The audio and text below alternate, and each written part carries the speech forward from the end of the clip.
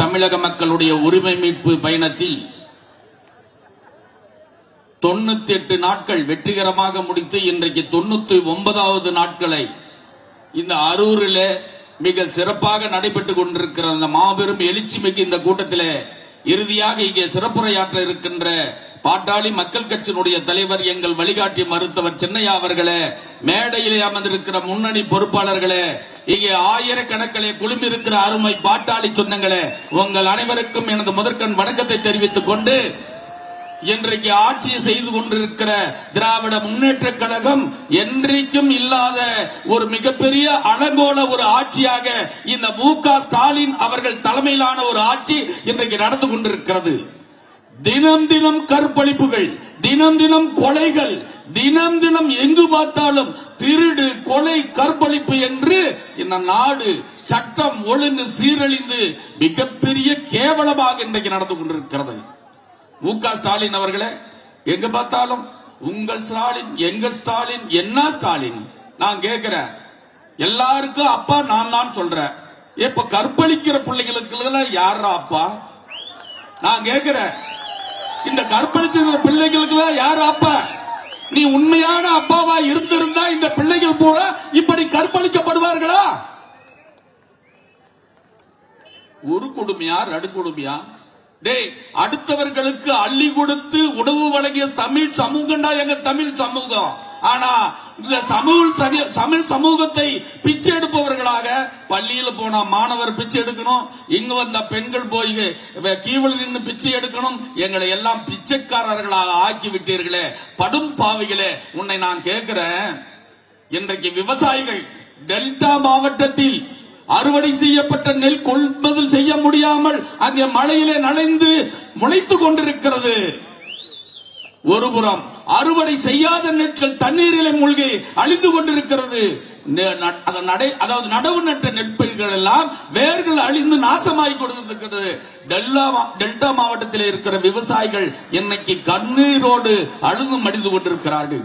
இந்த ஆண்டு கிருஷ்ணகிரி, தர்மபுரி மாவட்டத்திலே விளைச்சலான மா, பழம் பயிரிட்ட விவசாயிகள் ஒட்டுமொத்தமாக அறுத்து சாலையிலே கொட்டினார்கள். தற்போது தக்காளி பயிரிட்டு இருப்பவர்கள் அறுத்து ரோடிலே போட்டுக் கொண்டிருக்கிறார்கள்.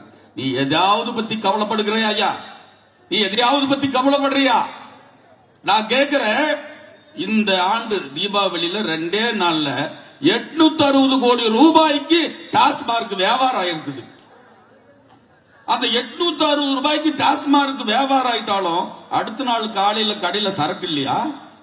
எத்தனை கோடி ரூபாய்க்கு விற்பனையானாலும் அதற்குண்டான உற்பத்தியை பண்ணி அந்த சாராயத்தை கொண்டு பாதுகாப்பா குடோன் கட்டி வச்சு பாதுகாப்பா கொண்டாந்து கடைக்கு போட்டு, கூட்டம் அதிகமா இருந்தா அதுக்கு காவல்துறையை பாதுகாப்பு போட்டு விற்பனை செய்யற மானங்கிட்ட மு.க. ஸ்டாலின் அவர்களே, நீ காலையில எழுந்தா உன்றைய இந்த உணவு எங்களுடைய விவசாயிகள் கஷ்டப்பட்டு போடுகிற உணவு. அந்த உணவு உற்பத்தி படுகின்ற விவசாயி கண்ணீர் விட்டு கொண்டிருக்கிறான். ஆனா எங்கள் தாய்மார்கள் தாலி அறுத்து கொண்டிருக்க காரணமா இருக்கிற சாராயத்தை நீ உற்பத்தி பருகி நாடு எங்கும் ஊரெங்கும் தெருவெங்கும் இன்றைக்கு விடுத்து கொண்டிருக்கிறாய். இதெல்லாம் தட்டி நாங்க கேட்கிறோம். பாட்டாளி மக்கள் கட்சியிலே எங்கள் மருத்துவர் சின்னையா அவர்கள் இந்த நாடு எங்கும் உன்னை தோலரித்துக் கொண்டிருக்கிறார் என்று சொல்லி எங்களிடம் இருக்கிற ஒரு ஜெகினி, ஒரு துரோகி ஜி.கே. மணி என்கின்ற ஒருவனை வைத்துக் கொண்டு நாங்கள் எல்லாம் கடவுளாக நேசிக்கிற ஐயாவினுடைய குடும்பத்தை உடைத்து சின்னாபின்னமாக்கி எப்படியாவது இந்த கட்சியை அழித்து விடலாம் என்று மு.க. ஸ்டாலின் அவர்களே நீங்க கணக்கு போடுறீங்க.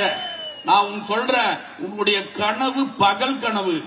பாட்டாளி தோழர்கள் என்பவர்கள் பந்தை போன்றவர்கள். எந்த அளவுக்கு அடிக்கிறையோ அடிக்க அடிக்க எந்திரித்துக் கொண்டே இருப்பார்கள். ஏன் என்று சொன்னால், தொடர் சாலின் மறியல் போராட்டத்தில் நாங்கள் துணை ராணுவத்தை சந்தித்தவர்கள், துப்பாக்கி முறைகளுக்கு எங்களுடைய நெஞ்சை நிமிர்த்தி காட்டியவர்கள். ஆகவே உன்னுடைய இந்த கண்காணி வேலைகள் எல்லாம் இந்த பாட்டாளி மக்கள் கட்சியில் எடுபடாது.